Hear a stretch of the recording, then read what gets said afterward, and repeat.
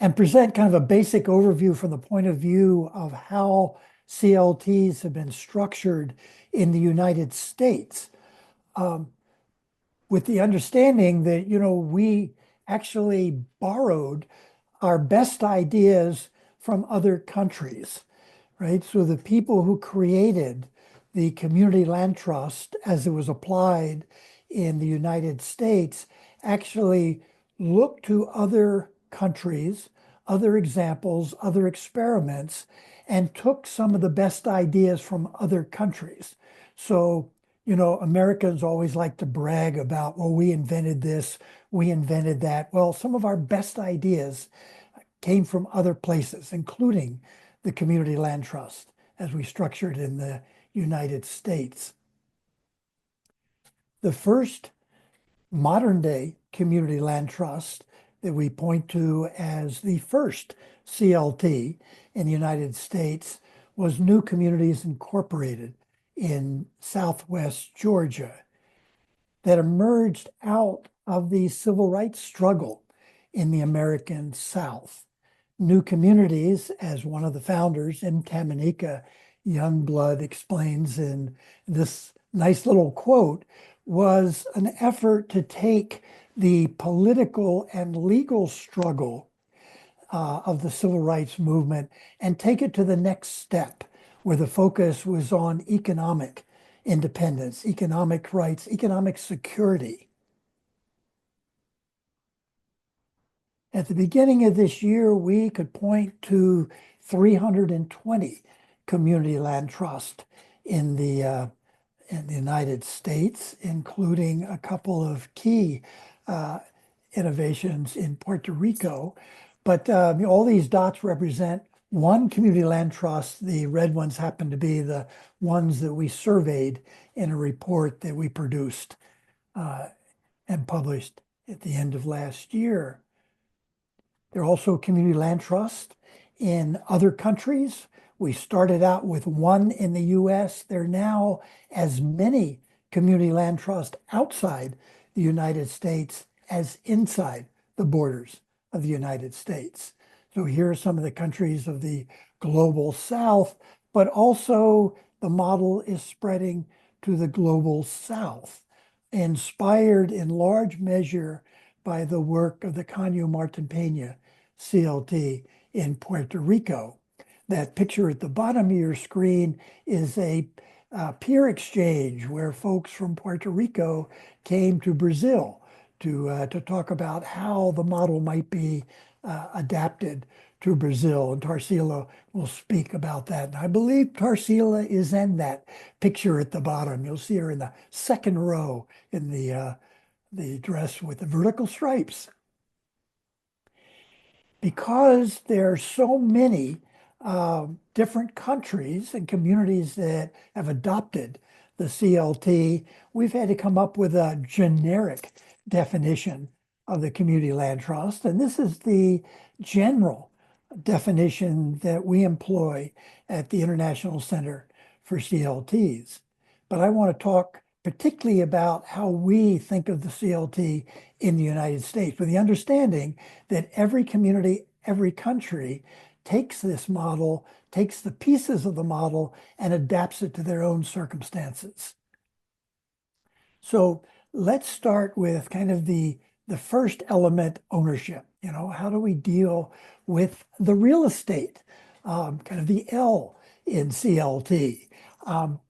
And the basic model that we use in the US is that one party owns the land and another party owns the structural improvements on the land.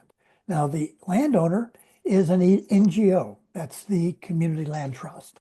But who owns the buildings can be any entity at all. Any individual person, entity can own those buildings. I'll talk about that in just 1 minute. When you have one party owning the land and another party owning the buildings, you need some legal instrument to tie those interests together. Most CLTs use a ground lease, though in Puerto Rico and in some other places in the global South, they're looking at a surface rights deed. But what we use as the principal legal mechanism to protect and to allocate the rights and responsibilities, the risk and rewards of ownership is a ground lease. And a ground lease that's very long-term, can be mortgaged, can be inherited. My example there is for a single family house on leased land. And in fact, many CLTs in the United States do exactly that. But there are also increasingly community land trusts in the US that are doing multifamily housing on the land that's owned by a community land trust, condos, co-ops, rentals, and an increasing number of community land trusts in the United States are doing non-residential development. And some are not doing development at all. They're using the model to preserve farmland or to make land available for urban agriculture, community gardens. But I just grabbed a few pictures of examples of various non-residential applications of the model from around the United States. Including a gas station at a CLT in California, a cinema in St. Louis, and so forth. So why do we hang on to the land?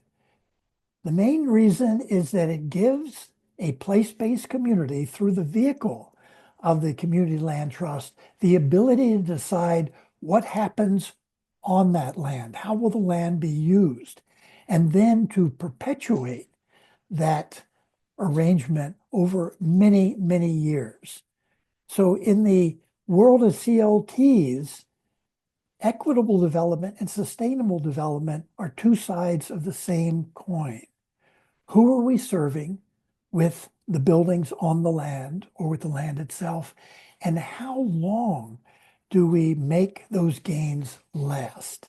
So the two are never separated. So when we start talking about how long we preserve those uses and those opportunities, then we're into the second element, the ownership element.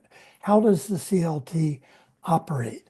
And what we do as far as protecting what happens on the land is we're trying to preserve the affordability of those buildings, those uses, preserve the durability, the quality, the energy efficiency, and we're trying to make sure that the people who occupy the homes have security of tenure. They're not going to be evicted. They're not going to be displaced.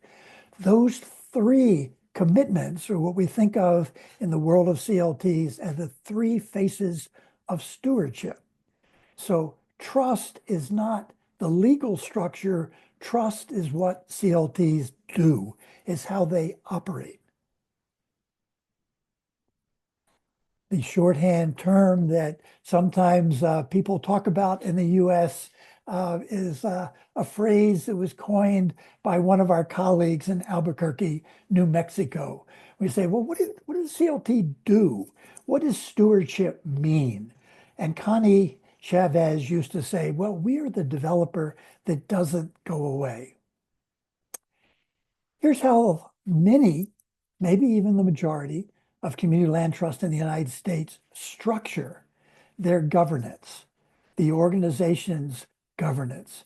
It's a membership-based organization that draws its membership from some place-based community, some service area that every CLT defines in a slightly different way, either small or large. And from that service area, there are two sides of our membership. One of the people, the group of folks who live on the land, occupy the buildings on the land, the leaseholders. And then there are people who are not leaseholders who are drawn from the larger community. And those two groups nominate and elect each a third of the seats on the governing board. Then we reserve the final third for, a public official, a banker, a lawyer. That's kind of the professional group. But that group is appointed by the members of the board that are elected.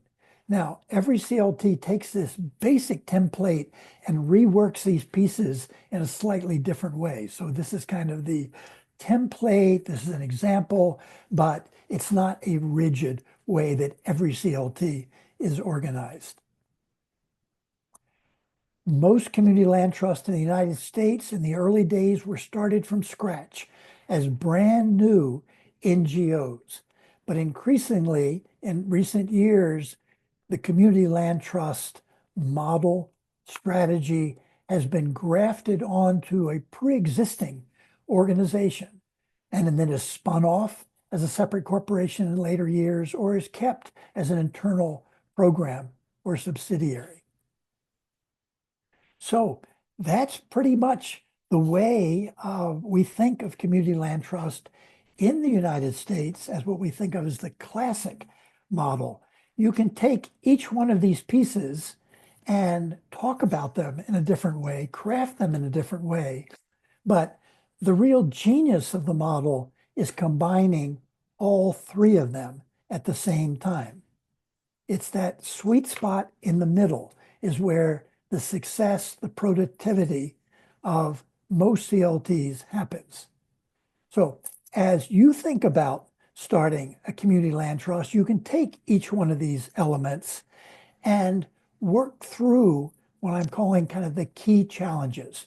And nothing is more boring than to have somebody kind of read through every one of the sections, the words you've posted on a screen. So I won't.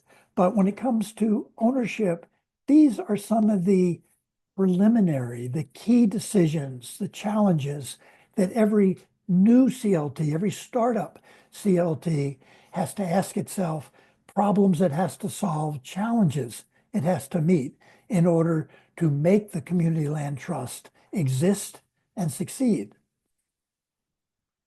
For operation, for stewardship, it's going to start with how many of those key duties and services will the CLT perform internally?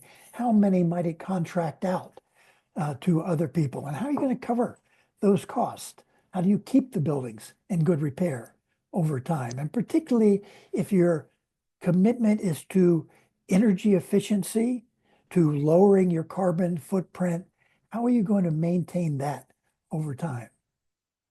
Organizationally, it starts with how big a place-based community are you intending to serve? How are you going to organize, mobilize that community, get behind the CLT, and how are you going to structure the governing board? So again, we'll make these slides available to you. So I'm not going to, I know you may have questions about each one of what I'm calling these key challenges.